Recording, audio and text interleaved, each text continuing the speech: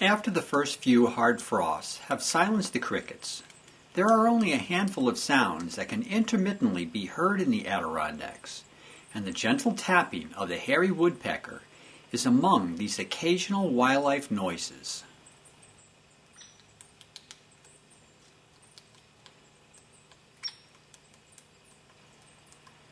With its relatively long, sharp-pointed, and exceptionally hard bill, the hairy woodpecker is a master at uncovering the array of invertebrates that exist just beneath the bark of trees.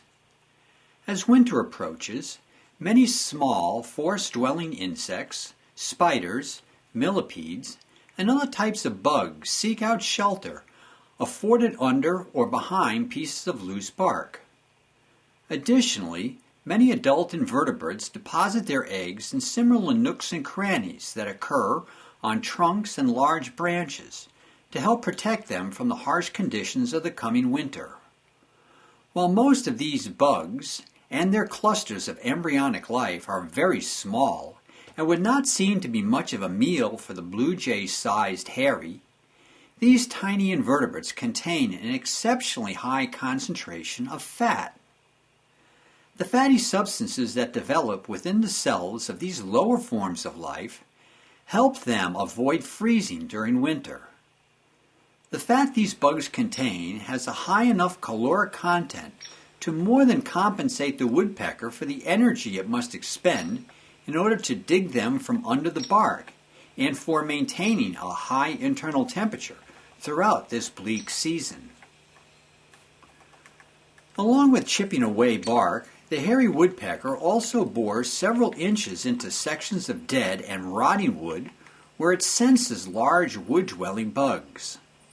Some types of insects, such as certain species of beetles, grubs, and carpenter ants, can create small tunnels deep into a tree's trunk, a large limb, or fallen log. Upon locating a piece of wood containing such bugs, the hairy woodpecker attempts to dig a cavity deep enough for it to reach these hidden morsels of food. Because of the hairy's limited ability to excavate a sizable hole in a piece of wood, this member of the woodpecker family is seldom responsible for digging out a pit that is more than several inches deep into a trunk, limb, or fallen log. The hairy, however, is known to visit sites recently worked by the much larger pileated woodpecker. Because of the pileated size and strength, it is quite capable of excavating massive holes in trees, and does so in order to mine colonies of carpenter ants.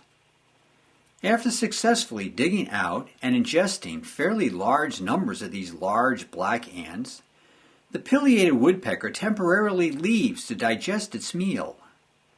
Since the bulk of the excavating work has already been accomplished by the larger woodpecker, the hairy can then poke and prod about the edges of the cavity in its attempt to acquire those ants that were not eaten during the pileated's last visit.